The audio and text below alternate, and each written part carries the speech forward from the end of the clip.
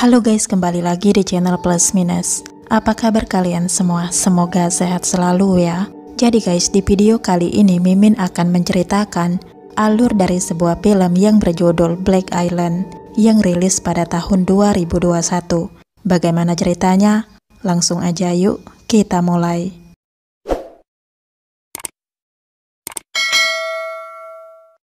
Berlatar di sebuah pulau kecil di Jerman, film akan dibuka dengan seorang perempuan yang sedang mengawasi seekor burung di tepi pantai. Tak lama kemudian dari kejauhan, ada seorang perempuan yang dengan sengaja melepaskan anjingnya. Dan anjingnya itu langsung berlari ke arah perempuan yang sedang mengawasi seekor burung tadi. Melihat ada anjing yang berlari ke arahnya, perempuan ini langsung berusaha untuk menyelamatkan diri. Karena ia tahu anjing itu akan menyerang dirinya. Namun usaha perempuan ini gagal karena anjing itu berhasil menyerang dan melumpuhkan dirinya hingga ia tewas. Kemudian scene akan beralih kepada sepasang suami istri yang sedang berada di sebuah mobil. Awalnya semua baik-baik saja. Namun secara tiba-tiba ada sebuah mobil yang dengan sengaja membuat kekacauan di jalan hingga mobil pasangan ini menabrak sebuah pohon yang menyebabkan mereka tewas pada saat itu juga. Dan ternyata perempuan yang tewas di pantai tadi adalah nenek dari seorang pemuda yang bernama Jonas. Sementara pasangan yang menabrak pohon tadi adalah orang tuanya.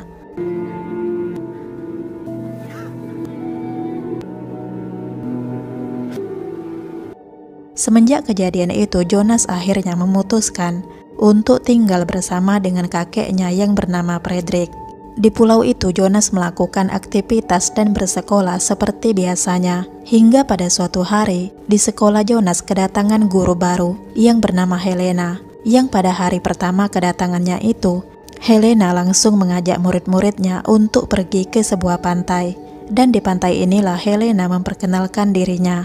Steckt ihm wirklich zu, Gefallen annehmen, die einem zu. Zelebrieren Sie das genau dafür nutzen, damit er schnell. Gehen Sie los. Boah, die nervt mich.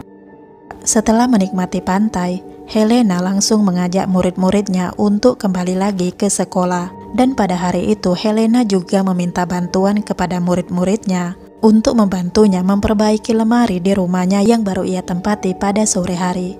Könnt ihr 15 Uhr? Gibt auch ein Bier. Nee, hab ich nicht mehr gezeigt. Zeig es da. Jetzt möchte ich viel verlangen. Singkat cerita, sore pun tiba. Dan yang datang pada saat itu hanya 3 orang, yakni Jonas, Nina, dan Flo. Nina mendapat bagian memotong karpet, sementara Jonas dan Flo membantu Helena memperbaiki lemari. Dan ketika Helena, Jonas, dan Flo hampir selesai memperbaiki lemari, tiba-tiba Nina datang dengan keadaan kakinya yang terluka. Melihat hal itu, Helena langsung menolong dan kemudian menyuruh Flo untuk mengantar Nina pulang. Ich rufe gleich einen Krankenwagen. Steht aufs Abitur an. Wenn du zu Hause bist, okay. Hingga pada suatu hari ketika pelajaran selesai, tiba-tiba Helena memanggil Jonas dan kemudian memberikan pujian atas tugas puisi yang dibuat oleh Jonas. Tidak hanya itu, Helena juga memberikan dukungan untuk Jonas jika Jonas benar-benar ingin menjadi seorang penulis. Yang mana dukungan itu tidak pernah Jonas dapatkan dari kakeknya. Schönes Gedicht geschrieben.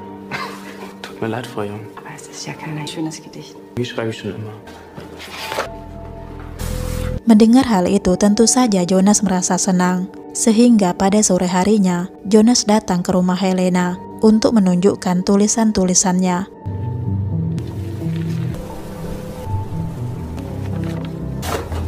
Willst du reinkommen? Dan sesuai harapan Jonas, Helena membaca tulisan yang ia buat. Helena bahkan merasa terharu setelah membaca tulisan Jonas. Dan entah kenapa pada saat itu, Jonas mencoba mencium Helena. Dan parahnya lagi, Helena membalas ciuman itu. Hingga akhirnya mereka berhubungan. Und? Tut mir leid. Keesokan harinya ketika Jonas akan berangkat ke sekolah, ia melihat ada Helena yang juga sedang menuju ke sekolah. Melihat Helena, Jonas langsung mendekat.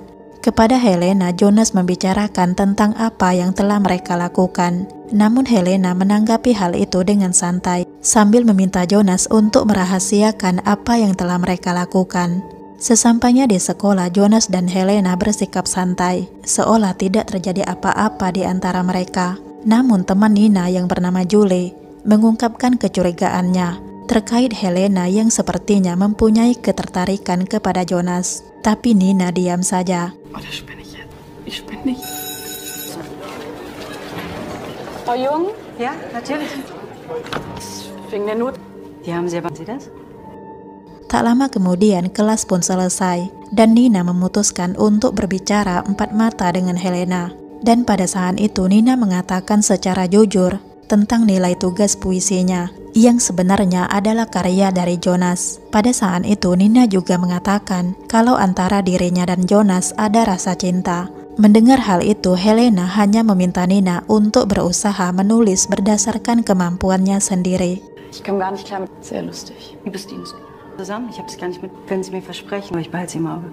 Setelah itu Nina pun pulang bersama dengan Jonas. Namun mereka tidak langsung pulang, melainkan singgah terlebih dahulu ke rumah orang tua Jonas yang sudah lama kosong, yang mana Jonas berencana akan menjual rumah itu. Kepada Nina, Jonas juga mengungkapkan kekesalannya kepada kakeknya. Ach, der. Langsam verstehe ich, warum das mir nicht gut genug. Mir lag die Hälfte auf dem Boden. Keesokan harinya di sekolah Jonas ada acara reuni, dan pada saat itu kakek Jonas yakni Fredrik diminta sebagai pembicara, karena kebetulan Fredrik ini adalah mantan kepala sekolah di sekolah itu.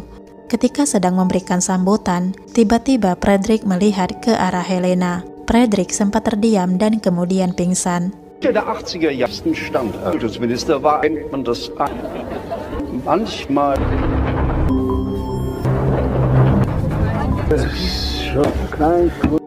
Pada malam harinya Nina memberitahu Jonas tentang kecurigaannya kepada Helena. Namun Jonas tidak terlalu peduli dengan hal itu. Dengan kesal, Nina akhirnya memutuskan untuk pulang. Glaubst du mir? Gute Nacht. Was? Jonas? Singkatnya, ketika Jonas sedang tidur, entah bagaimana tiba-tiba Helena sudah berada di samping Jonas. Dan lagi-lagi mereka berhubungan.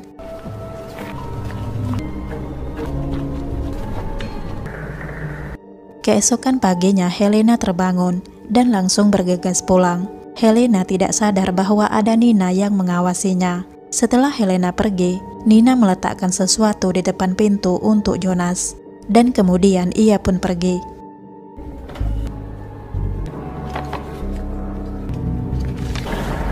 Dan pada hari itu Jonas sempat bertanya kepada Fredrik tentang apakah ia mengenal Helena atau tidak. Namun Fredrik mengatakan kalau dirinya tidak saling mengenal. Sementara itu di sekolah, Nina sibuk mencari data-data tentang guru mereka di perpustakaan. Dan Nina menemukan sebuah foto yang sangat mirip dengan wajah Helena.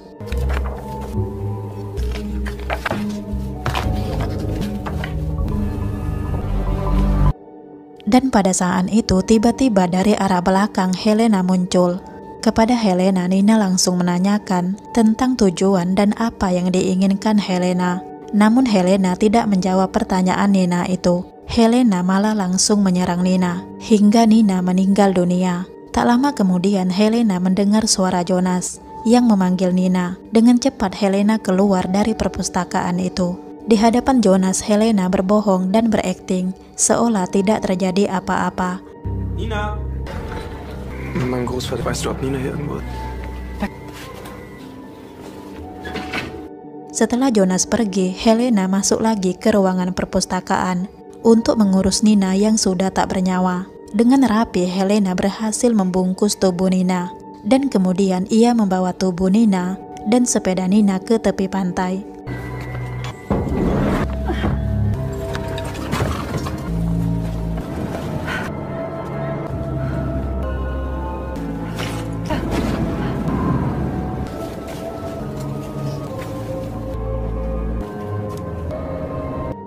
Dengan santai, Helena meletakkan dan meninggalkan tubuh dan sepeda Nina di sana. Tak lama kemudian malam pun tiba. terlihat Jonas yang datang lagi ke rumah orang tuanya. Dan di sana Jonas mencoba untuk menelpon Nina, tapi tidak ada jawaban. Kemudian scene beralih kepada Helena yang sedang menghaluskan obat. Dan pada saat itu tiba-tiba Helena mendapat pesan dari Jonas yang mengajak bertemu.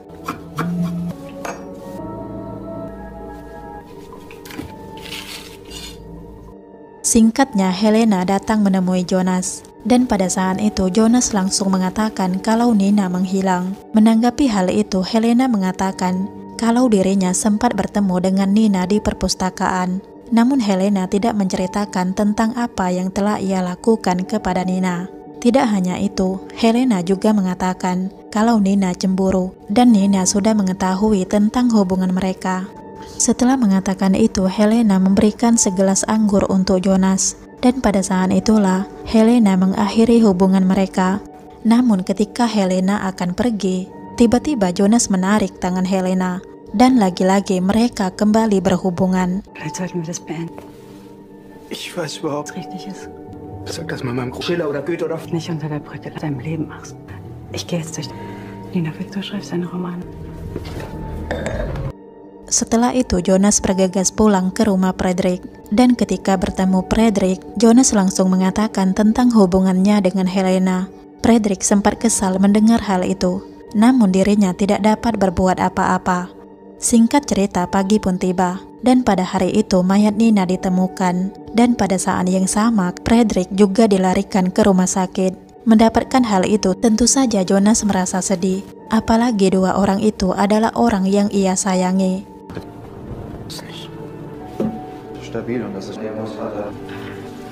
Namun Jonas tidak bisa berlarut-larut dalam kesedihan. Kini ia mulai percaya cerita dari temannya Julie yang pernah mengatakan kepada Nina bahwa ayahnya dulu pernah memiliki seorang guru yang wajahnya sama dengan wajah Helena. Wann war das? 84. Wie viel gesagt? Mereka terus mencari informasi tentang guru itu. Dan didapatkanlah informasi bahwa guru yang mirip dengan Helena tadi sudah meninggal. Sementara itu di rumah sakit, Fredrik didatangi oleh Helena. Dan pada saat inilah rahasia besar akan terbongkar. Karena ternyata Fredrik adalah ayah kandung Helena. Dan identitas guru yang dicari Jonas tadi adalah ibunya. Oleh karena itulah wajah mereka terlihat sama. Kepada Fredrik, Helena bercerita tentang betapa sedih ibu dan dirinya setelah diabaikan dan ditinggalkan oleh Fredrik. Dan oleh karena itulah Helena sengaja datang ke pulau itu untuk melepaskan rasa dendamnya kepada keluarga baru Fredrik. Aber du hast sie wie vor dir stand. Mama ist mit mir an ihrem Blick gesehen. So leer angesetzt und gesagt, kam nicht wieder, dass ich da Mädchen. Dan terungkaplah sudah bahwa kematian istri Fredrik dan juga orang tua Jonas adalah Helena. Satu persatu keluarga Fredrik dibuat celaka, termasuklah Jonas yang merupakan keponakannya sendiri. Singkat cerita, keesokan harinya, Helena membawa Fredrik pulang dari rumah sakit. Meski merasa heran, tapi Jonas diam saja. Einfach hier ins Wohnzimmer. Setelah pihak medis pergi, barulah Jonas meluapkan kekesalannya kepada Helena. Karena menurut Jonas, tindakan yang dilakukan oleh Helena itu lancang. Bagaimana bisa orang asing yang mengurus kepulangan kakeknya tanpa sepengetahuan dirinya? Tidak hanya itu, Jonas juga menanyakan apa hubungan Maria dengan kakeknya Fredrik. Namun Helena tidak menjawab pertanyaan itu. Helena malah menyuruh Jonas untuk mengangkat telepon, sementara dirinya akan membuat kopi. Singkatnya, masuklah Helena ke rumah Fredrik untuk membuat kopi. Pada saat itu Fredrik sempat menjatuhkan sebuah gelas, tapi Helena tidak peduli. Helena terus membuat kopi sambil memasukkan obat ke dalam kopi itu.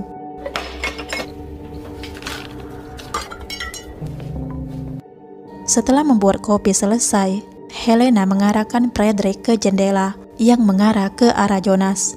Tak lama kemudian Helena keluar dengan membawa kopi dan langsung memberikan segelas kopi untuk Jonas. Tanpa merasa curiga, Jonas langsung meminum kopi itu.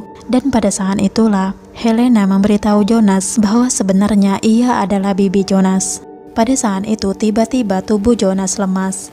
akibat obat yang dicampurkan oleh Helena ke kopi tadi. An Sie ein Kind? Deine Tante machen meine Mutter umgebracht.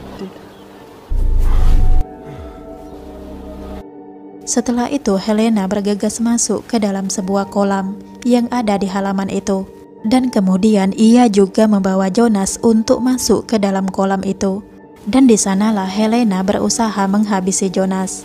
Namun Jonas tidak diam saja. Jonas terus berusaha untuk menyelamatkan diri.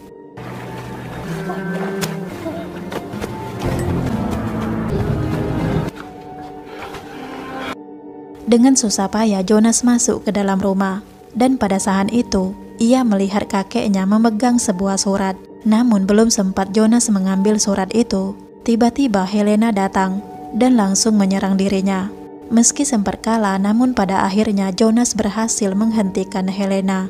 Setelah berhasil melumpuhkan Helena, Jonas melihat ke arah kakeknya yang sedang memegang sepucuk surat, yang mana surat itu berisi tentang Maria yang memutuskan untuk bundir. Frederick memang mengabaikan dan meninggalkan Maria dan Helena. Tapi dirinya tidak pernah menghabisi Maria, ibu kandung Helena. Scene akhir dari film ini memperlihatkan Jonas yang sedang melihat pulau mereka di sebuah peta bersama dengan seorang wanita, yang mana wanita itu bertanya tentang mengapa pulau yang ditinggali Jonas itu berwarna hitam di peta. Dan film pun berakhir. Bist du hier von der Insel? Eure Insel hier.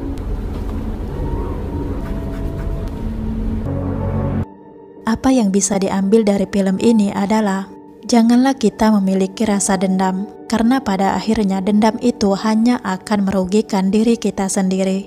Berusahalah untuk memaafkan. Jika tidak bisa memaafkan, maka lebih baik diam saja, tidak melakukan apa-apa.